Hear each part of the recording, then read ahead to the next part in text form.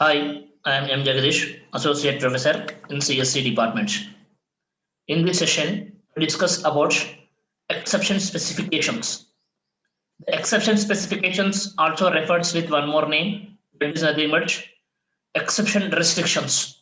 That indicates the function is going to throw only a specified list of exceptions. Apart from that exceptions, it will not throw. So in this particular one, C++ provides a mechanism to ensure that a given function is limited to throw only specified list of exceptions. Means if there is a function, this function is going to throw only some set of exceptions, some list of exceptions. Apart from the list of exceptions, it is unable to throw the exception. If it comes to know that apart from the list of exceptions it encounters, then it calls unexpected function. Now we'll look see what about that particular one. For example, look at this one. Here we just go to specify a function named as a translate. So this translate is going to throw a specific set of exception that is nothing but floats. That indicates this function is going to throw only float exception. Apart from this, this function may encounter int or char exception. It will not able to throw that particular one. Basically, a function may handle any type of exceptions until unless it specifies this list of exceptions. If it specifies a list of exceptions, then the function is able to throw only the list of exceptions which is specified here. Now we'll look about what actually happens if at all if any other exceptions will come.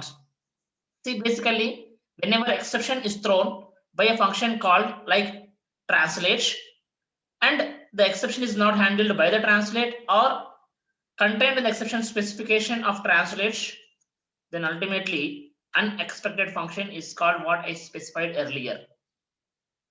If it is unable to throw, or else if it is unable to specify a list of exceptions what that is there in the function, then ultimately unexpected call is going to call. And if an exception is thrown from a function that is not specified, the throw exception in its exception specification, the result is a call to a function unexpected. Simple. If at all, if the function is going to throw any exception apart from the list of exceptions what they specified in the throw parameters, then ultimately there will be a call to unexpected function. And there is a one more thing, that is as I mentioned, if a function with empty throw specification, then the function will not throw any exceptions. It will do as a normal function call. We'll see how it will be with examples. And here when we just go to specify that the function without any exception specification, then ultimately any object to be thrown from the function. It is not like so that only one type of object is going to throw. And one more drawback is whenever these cases arises, the compiler does not prevent an exception specification that is not detected at compile time. Such a type of an error is detected only at a runtime. So when we just go to compile a program, it will not show any error. Still, it completes that successfully compilation. But when I just go to execute the program, at that time, it generates the error, whether it is a valid exception or not. Valid exception means whether that exception is in the list or not. If the exception is in the specified list, then it is going to throw properly and the program is going to terminate properly. If the exception is not specified in the list, then ultimately the program is terminate improperly. Now look at this. For example, assume if it does not specifies any type, then ultimately it is just go to specify that the unexpected function is going to call. If it is any that indicates nothing is there, if the function does not provide any parameters, empty space, then ultimately the unexpected function call is going to specify. Then function with no throw specifier. there is not at all a throw specifier. If the function consists throw specifier and it does not specify any type, then this unexpected function call will comes into the picture. The unexpected call is going to execute. Take one more case. There is a function, but there is no concept of throw specifier. If there is no concept of throw specifier, then ultimately it just go to execute in a normal way. It does not and never call this unexpected. Look at this example. Now there is a function that is nothing but my function. In this I specified the throw specifier, but here I didn't specify any type of exceptions. If I didn't specify any type of exceptions, then ultimately there will be a call to unexpected function call. Take one more case. Now there is a function, but it doesn't specify any throw specifiers. If there is no specifier, then ultimately it is going to execute as a normal exception handling. It is not going to specify the unexpected function call. So that is the difference between a function with a throw specifier and a function without throw specifier. Now take a look at this example. Now, as usual, the first is nothing but header file.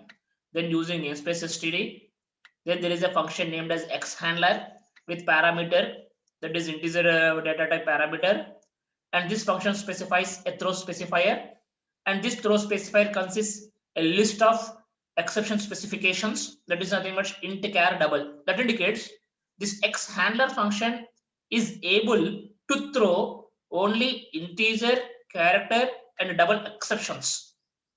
If any type of exceptions comes into the picture apart from this, then this function is not able to throw.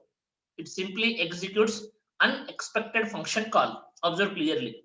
Then come to this function. Here we just go to specify the condition, test condition. If test is equal to 0, whatever the value that we pass to the test, if that value is equal to 0, then it throw test. Now here that particular throw is nothing but integer. Now take one more case. If test is not equal to 0, if test is equal to 1, then throw a. Now a is specified in single quotation marks, that indicates it is a single character. Then it is going to throw char data type exception. Take one more case. It is not equal to 0, it is not equal to 1. Assume if test is equal to 2, the test value is equal to 2, then throw 123.23. That indicates it is going to throw double data type.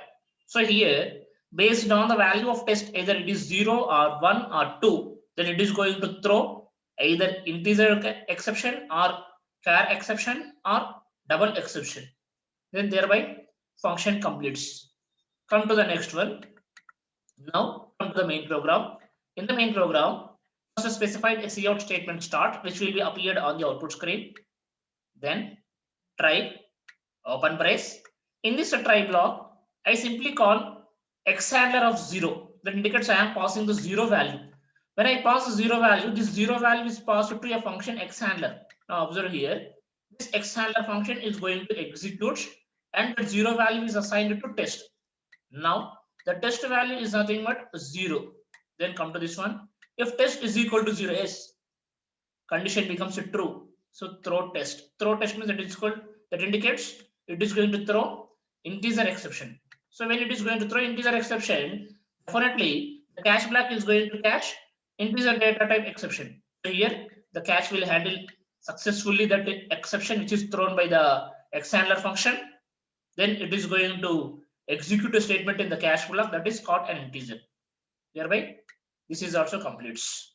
And if you want to specify another data type, in the place of 0, you can pass 1 and 2 also to the xhandler function.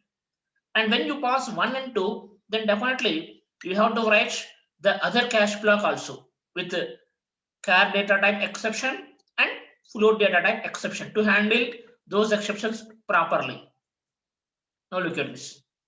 Now, whenever if at all if I pass the exception handler, the xhandler function as a char data type, the function xhandler will throw the char data type, then it is going to cache here in the cache block. Similarly, take one more case. If the xhandler function is going to pass the double data type, then it is going to execute by xhandler function and it throws the double data type.